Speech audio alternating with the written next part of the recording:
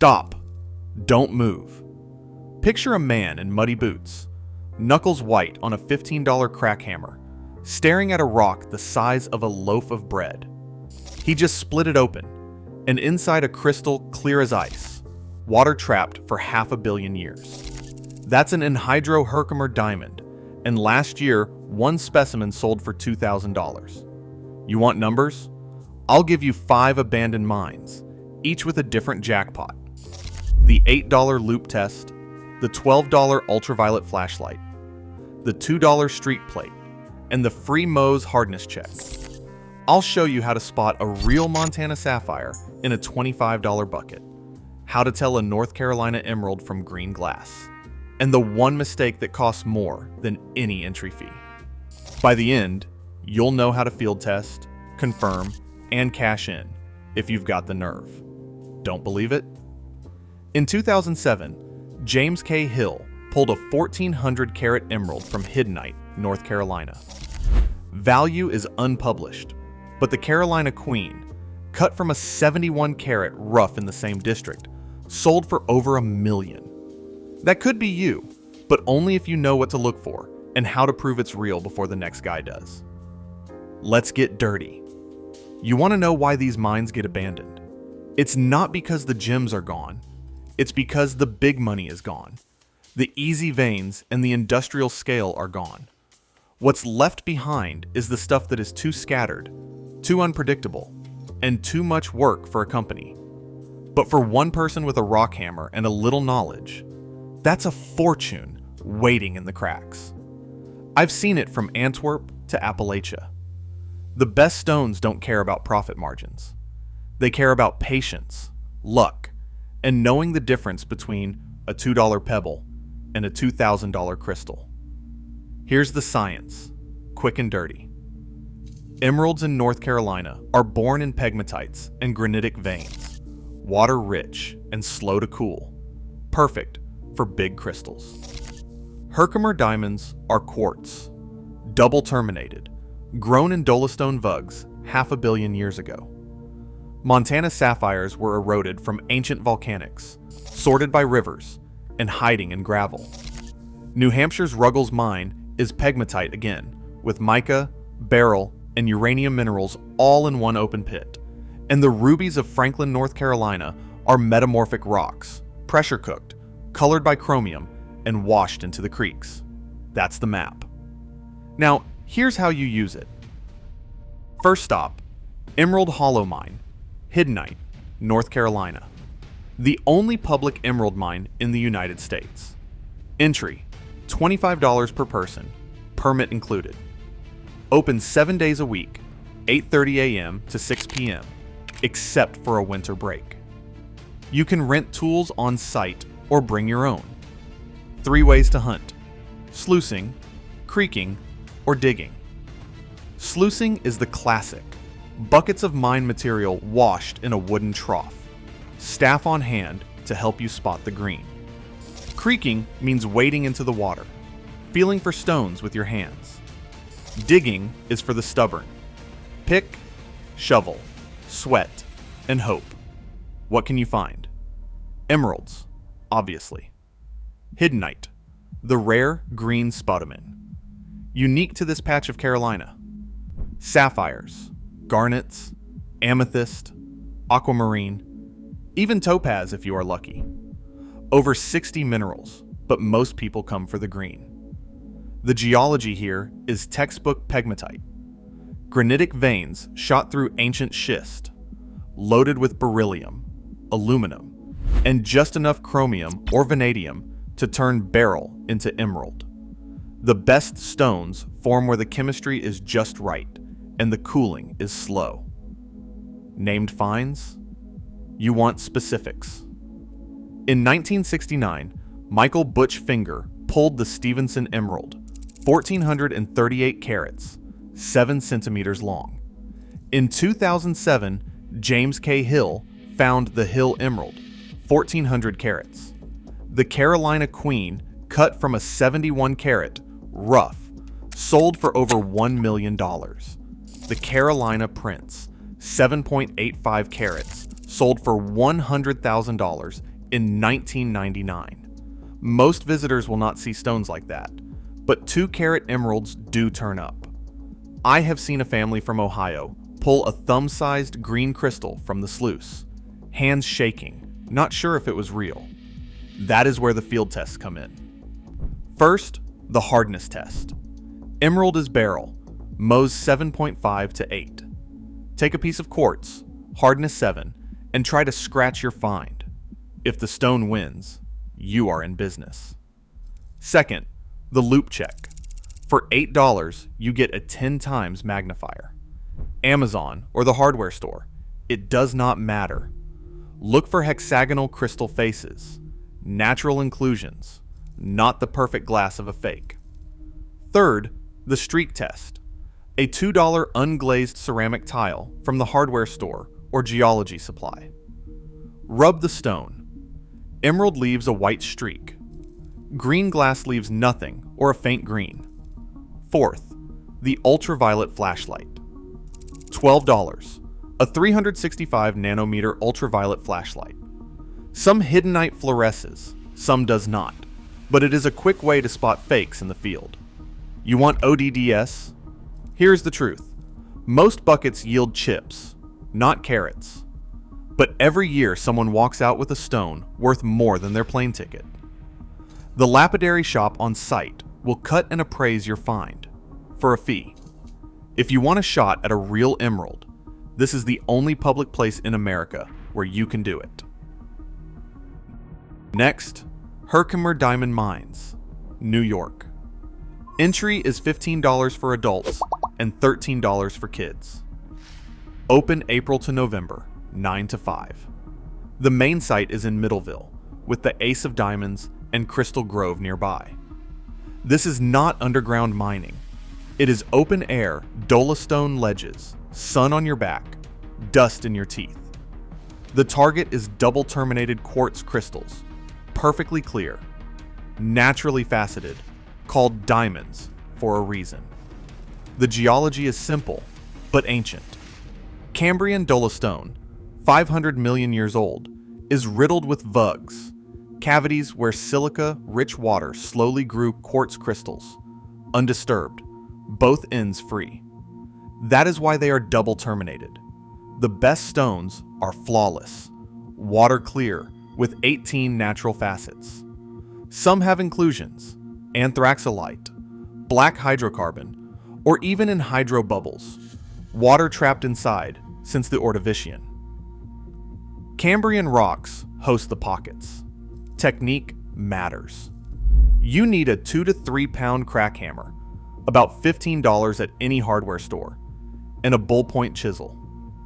Safety goggles, always. The method is simple. Find a likely seam, listen for the hollow sound, and split the dolostone along natural fractures. Surface collecting works, but the real prizes are in the rock. Tool rentals are available on site if you travel light. Use a crack hammer and work carefully. Named finds are part of the lore. In 2011, a collector in Middleville pulled a flawless, double-terminated Herkimer with anthraxolite inclusions, documented in mineral galleries. No sale price published. Similar enhydro specimens have sold for $500 to $2,000. The Robert C. Link collection, built over decades, includes crystals up to 8 inches long. Every year, someone finds a pocket that makes the forums light up. Clusters, scepters, smokies, enhydros. You keep what you find. Flawless specimens turn heads. Field tests are straightforward.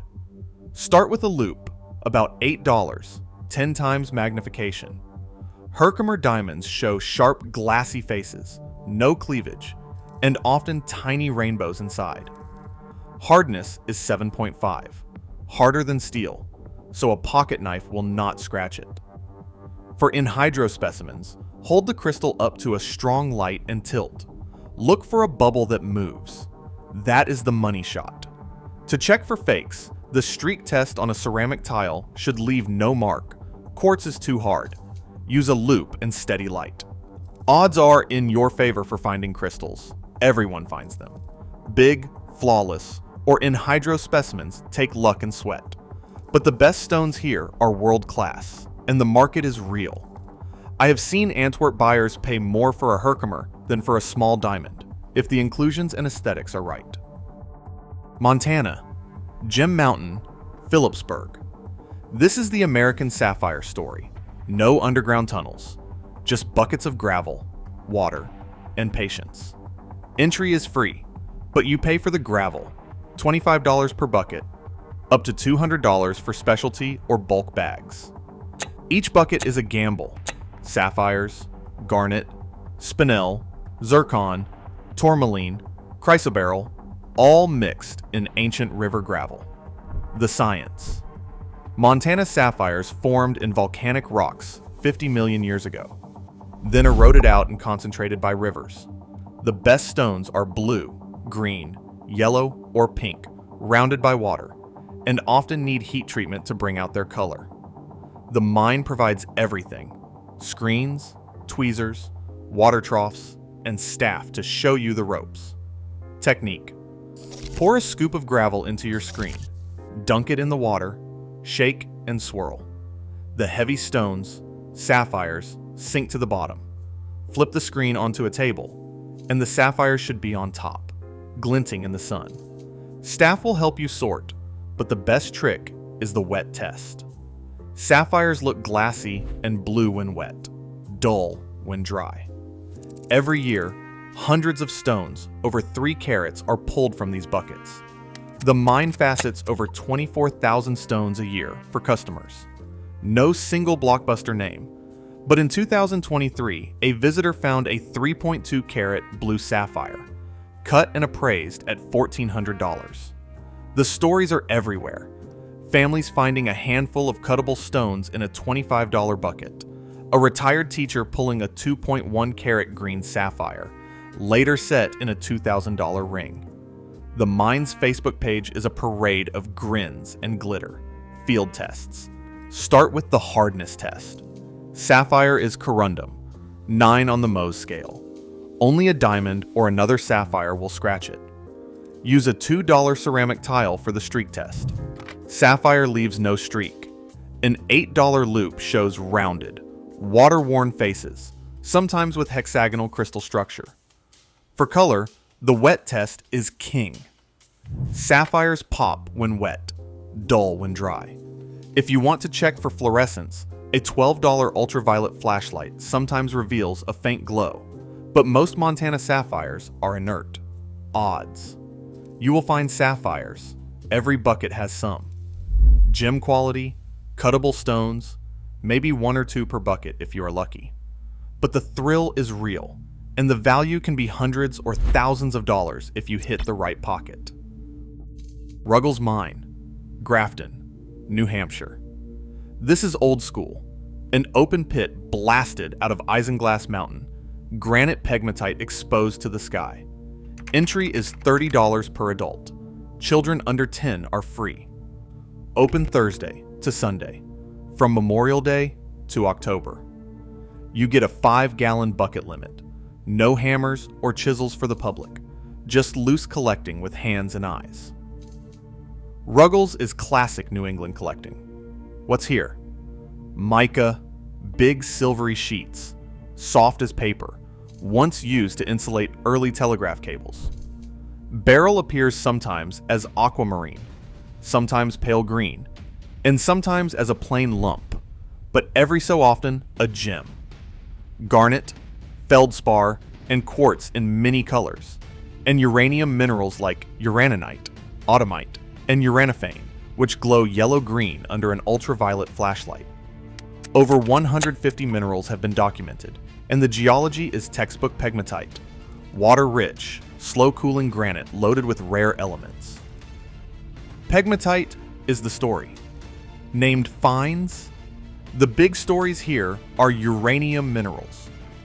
In 2024, a collector pulled a uraninite specimen from the lower dump, with a Geiger counter reading 327,000 counts per minute. No blockbuster gem sales, but the beryl from Ruggles is the state gemstone of New Hampshire, and museum-quality mica sheets have been pulled since the 1800s. If you want a named, high-value gem, this is not the place. But if you want variety, history, and a shot at radioactive minerals, it is unmatched. Field tests. For mica, the test is tactile.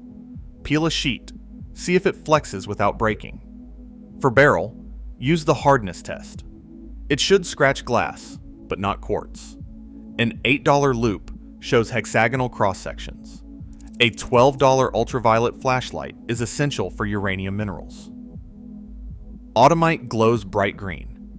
If you are serious, a Geiger counter is the only way to confirm radioactivity, but that is an investment of over $50. The streak test on a ceramic tile, a $2 tile, helps with garnet. It should leave a reddish streak. Geiger gear and a loupe will improve your chances. Safety. No hammers, no chisels, no open-toe shoes. Uranium minerals are generally safe to handle briefly, but do not pocket them for weeks. Wash your hands, do not eat in the pit, and listen to the morning safety briefing. The mine is open, but fenced areas are off limits, and rule breakers get tossed. Safety matters. Odds. You will fill a bucket with mica, quartz, and maybe a chunk of beryl. Gem quality stones are rare, but the variety is the draw. If you want a shot at uranium minerals, this is one of the few public places in the United States where you can do it.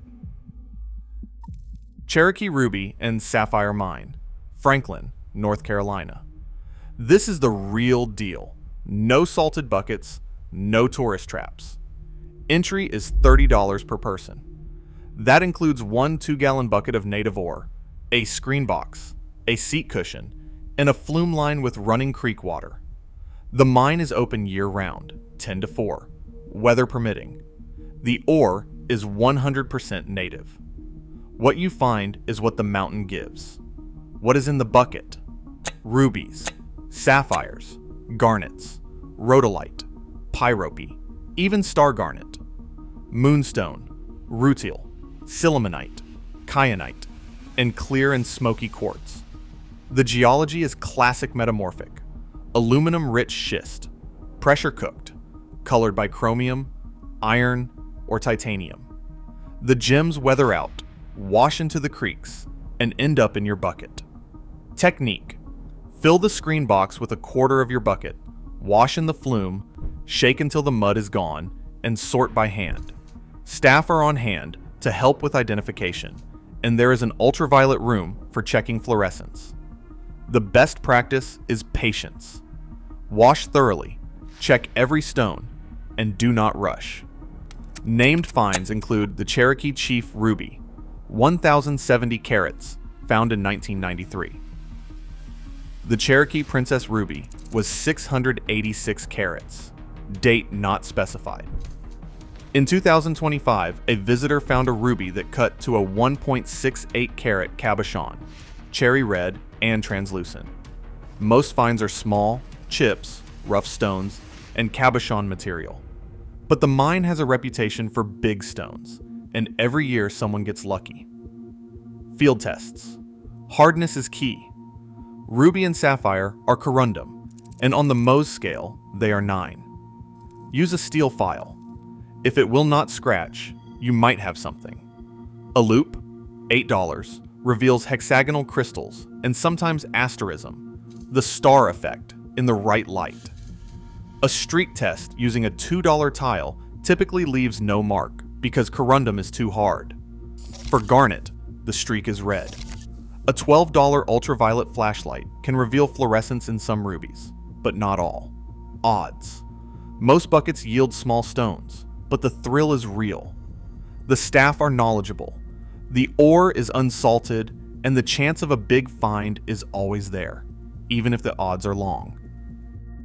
If you want more locations like this, exact coordinates, field guides, stones most people overlook, subscribe now. I have spent years chasing rumors from Antwerp to Appalachia, and I will show you where the real value hides, not just the tourist traps. let's talk about honesty. The odds are against you. Most people walk away with a handful of chips, a story, and maybe a stone worth $20. The big finds, the ones with names, dates, and five-figure values, are rare. But they happen.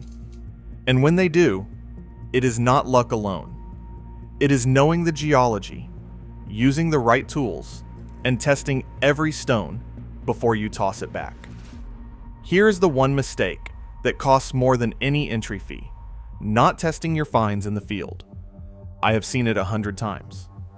A visitor pockets a green stone and swears it is an emerald, only to find out later it is just colored quartz. Or worse, throws away a sapphire because it looked dull when dry. The solution is to build a field kit: an $8 loop, a $12 ultraviolet flashlight, a $2 ceramic tile, and a free hardness test. That is $22 that can turn a day so ease work into a payday. Let me show you how. For the hardness test, find a known mineral such as quartz, or glass, or steel, and try to scratch your stone. If it scratches glass but not quartz, you are in the barrel range. If nothing scratches it, you might have corundum. With the loop, look for natural inclusions and crystal faces, not the perfect clarity of glass. Use the ultraviolet flashlight to check for fluorescence. Automite glows green, and some rubies glow red. For the streak test, rub the stone on the tile and check the color. Each test rules out fakes, narrows down the possibilities, and gives you confidence when it is time to sell. Remember, tests matter. Now the story that keeps me up at night. Summer, Hiddenite, North Carolina. A man named James K. Hill in 2007 had been digging for days. Sweat, blisters, dirt under every nail. He hit a pocket and felt the crunch of crystal against steel. He pulled out a lump the size of a fist, 1,400 carats of emerald, green as spring grass, and shot through with veins of mica. The staff gathered around, jaws slack. The stone was appraised, photographed, and whispered about for years. There was no public sale price, but the Carolina Queen, cut from a smaller rough, sold for over $1 million. Hill's hands shook as he held it. That is the moment every prospector dreams of. Not the money, the weight, the color, the knowledge that you pulled something from the earth that no one else has ever seen. Here is what you need to remember. Every abandoned mine has its own rules, its own risks, and its own rewards. The best stones go to those who know the geology, use the right tools, and test every find before they leave the site. Build your kit again if you need to. An $8 loop, a $12 ultraviolet flashlight, a $2 ceramic tile, and a free hardness test. Learn the science. Pegmatites host emeralds and beryl. Dolostone hosts Herkimer diamonds. Alluvial gravels host sapphires, and metamorphic schist hosts rubies. Know the odds, but do not let them stop you. The next named find could have your name on it. I have seen Antwerp buyers turn up their noses at stones that would make a fortune in Montana. I have seen American prospectors walk away from buckets of gravel, not knowing they left $1,000 behind. The difference is not luck. It is knowledge, grit, and persistence.